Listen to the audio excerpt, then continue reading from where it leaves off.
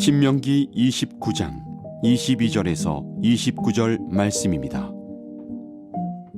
너희 뒤에 일어나는 너희의 자손과 멀리서 오는 객이 그 땅의 재앙과 여호와께서 그 땅에 유행시키시는 질병을 보며 그 온 땅이 유황이 되며 소금이 되며 또 불에 타서 심지도 못하며 결실함도 없으며 거기에는 아무 풀도 나지 아니함이 옛적에 여호와께서 진노와 격분으로 멸하신 소돔과 고모라와 아드마와 스보임의 무너짐과 같음을 보고 물을 것이요 여러 나라 사람들도 묻기를 여호와께서 어찌하여 이 땅에 이같이 행하셨느냐 이같이 크고 맹렬하게 노하심은 무슨 뜻이냐 하면 그때 사람들이 대답하기를 그 무리가 자기 조상의 하나님 여호와께서 그들의 조상을 애굽에서 인도하여 내실 때에 더불어 세우신 언약을 버리고 가서 자기들이 알지도 못하고 여호와께서 그들에게 주시지도 아니한 다른 신들을 따라가서 그들을 섬기고 절한 까닭이라. 이러므로 여호와께서 이 땅에 진노하사 이 책에 기록된 모든 저주대로 재앙을 내리시고 여호와께서 또 진노와 격분과 크게 통한하심으로 그들을 이 땅에서 뽑아내사 다른 나라에 내던지심이 오늘과 같다 하리라. 감추어진 일은 우리 하나님 여호와께 속하였거니와 나타난 일은 영원히 우리와 우리 자손에게 속하였나니 이는 우리에게 이 율법의 모든 말씀을 행하게 하심이니라. 아멘. 하나님의 말씀입니다. 언약을 깨트림이 심판의 이유입니다 라는 제목으로 하나님의 말씀 전하겠습니다. 이스라엘이 여호와 하나님을 버리고 다른 신들을 따라가서 우상 숭배를 한 결과, 그 결과는 참으로 참담합니다. 24절과 같이 여러 나라 사람들이 몰려와서 놀라며 묻기를 왜 이런 일들이 벌어졌느냐, 그렇게 이구동성으로 이야기를 합니다. 정말 처참한 재앙을 보고 여러 나라에서 입을 다무지 못할 상태가 된 것입니다. 재앙의 모습 가운데에는 23절과 같이 소돔과 고모라에 내린 불과 유황처럼 모든 것을 소멸해버리고 또 사라지게 하는 그러한 심판도 있습니다. 하나님은 이처럼 하나님이 아닌 다른 우상을 섬기는 그 죄를 가볍게 여기지 않으십니다. 너무나 심각하게 보시고 그 부분에 대한 철저한 하나님께서 심판을 내리신다라는 것. 그런데 다른 신들, 곧 우상 숭배를 하는 것은 단순히 눈에 보이는 형상을 만들어 놓고 섬긴다든가, 시골에 보면 성황당 또는 일월성신, 해와 달과 별들을 바라보면서 비나이다 비나이다 하는 그러한 절하는 현장 가운데만 우상 숭배다라고 국한되는 것이 아니라는 사실. 하나님은 이 땅을 살아가는 저와 여러분들에게 특별히 우리 마음 가운데 숨어있는 은밀한 우상 숭배가 있지는 않은지 그 부분들을 들춰내고 또 잘 점검해 볼 수 있게 되기를 주님은 기대하고 계십니다. 우리가 혹 하나님보다 돈을 더 사랑하고 숭배하는 것, 그래서 은연중에 내 생각이 말로 나오는 것인데 환하게 웃으면서 하는 말, 돈이 최고지, 돈이면 안 될 게 어딨어, 그렇게 말한다던가 실제로 그렇게 생각하는 것, 또는 돈 못지않게 중요하게 생각하는 세상 사람들이 추구하는 권력이나 명예와 같은 것들, 명예가 최고라고, 아니지 권력이 세상에서 최고지 라고 믿고 살아가는 것 역시 이 부분도 오늘날 이 세대를 살아가는 저와 여러분들에게 우상 숭배와 같은 것이라는 것입니다.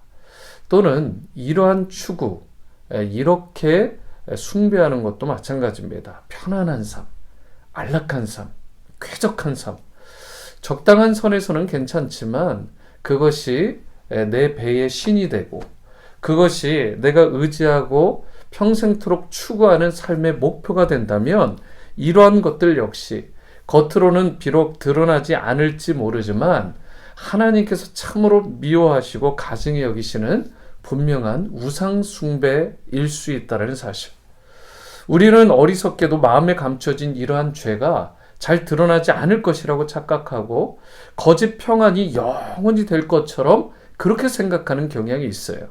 그러면서 평안이 영원히 계속될 거니까 이것도 하나님이 주신 것이 아닐까라고 안심하며 살아가는 경향도 혹이 있습니다. 그런데 성경은 만물이 창조주 하나님 앞에 벌거벗은 것처럼 다 드러날 때가 있다라고 말씀을 합니다. 하나님 앞에서는 마음의 깊은 생각도 숨길 수가 없어요.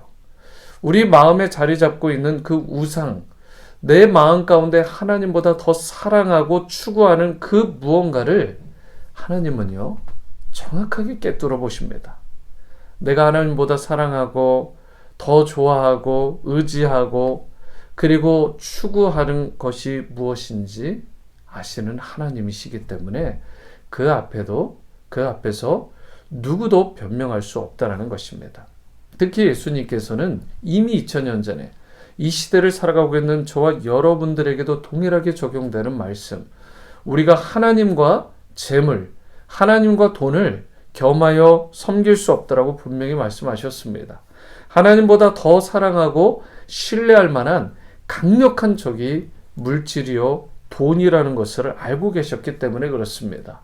그래서 우리의 마음 가운데 내가 하나님보다 더 사랑하고 더 신뢰하는 것이 무엇인지 그것을 이제는 깊이 있게 성령의 일루미네이션, 조명하심 가운데 그것을 바라봄으로 고백할 수 있는, 그리고 내려놓을 수 있는 데까지 나가는, 그래서 나는 하나님 외에는 다른 내가 추구하고 의지하고 사랑하고 신뢰하는 것이 없다라는 그 진정성 있는 고백이 저와 여러분들의 심령 깊은 곳에서 나올 수 있게 되기를 주님의 이름으로 축원합니다. 사람들은요, 누구나 마음속에 일어나는 그 소욕대로, 그 마음속의 정욕대로 좀 더 편하자, 좀 더 쉬자, 좀 더 놀자, 이렇게 신앙생활조차도 더 쉬운 길, 더 안락하고 편한 길로 가려고 하는 경향이 있습니다. 그래서 하나님의 말씀이 자기의 이기적인 소욕과 반대될 때에는 아주 1초도 주저함 없이 자기의 기준을 따라, 자기의 편의를 따라 바꿔버리는 것입니다. 하나님은요, 비록 이웃 사랑을 말씀하셨는데 우리는 이웃과 갈등 없이 지내면 됐지 라고 하는 정도에서 머물면서 만족하면서 이웃을 좀 더 내가 적극적으로 섬기고 어려운 자들을 적극적으로 도우려고 하는 노력을 하지 않는 경향이 있다는 사실.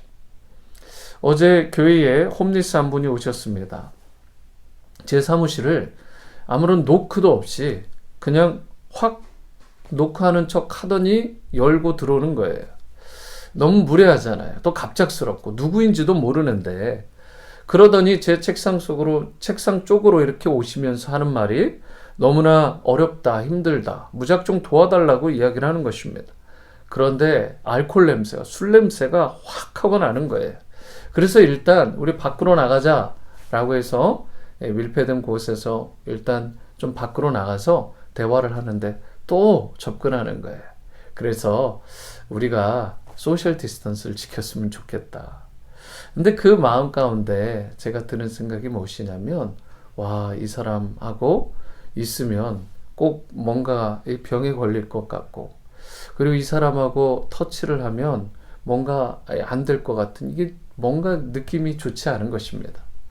그러면서 이 사람이 어렵다는 말을 듣고 20불을 꺼내서 그 분에게 전해줬어요. 보내놓고 나서 제 마음 가운데 드는 생각들이 참 갈등적인 요소가 있는 것을 보게 되었습니다. 너무나 내가 형식적으로 도운 건 아닌가. 내가 예수님을 사랑하고 그분의 뜻에 따라 살아가는 사람인데 그런 예수님의 사랑에 진정성 있는 그 깊이를 보여주지 못한 것은 아닌가. 사무실에 들어왔을 때 나가면서 소셜 디스턴스 지켜달라고 말하는 것, 과연 그 사람에게 어떤 필링을 주었을까? 과연 어느 정도 돕는 일이 최선이었을까? 그런 저의 모습을 돌아보면서 아직 멀었구나. 내가 진심으로 어려운 사람, 또 이웃들, 그런 사람들, 나그네들을 돌아보는 것에, 실천하는 것에 많이 부족하고 미흡하구나. 그것을 깨닫게 되었습니다. 여러분은 어떠십니까?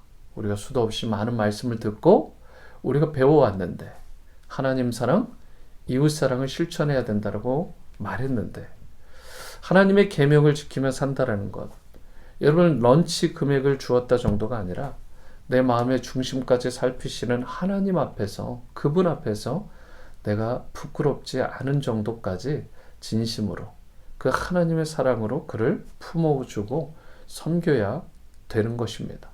진심으로 그를 긍휼히 여기고 불쌍히 여기며 우리가 손님을 잘 대접할 수 있어야 되는 것입니다. 예수님이라면 어떻게 했을까에 대한 분명한 답을 할 수 있는 그런 삶의 자세와 태도를 보여야 될 줄 믿습니다. 하나님을 섬기는 일, 이 일도 마찬가지입니다.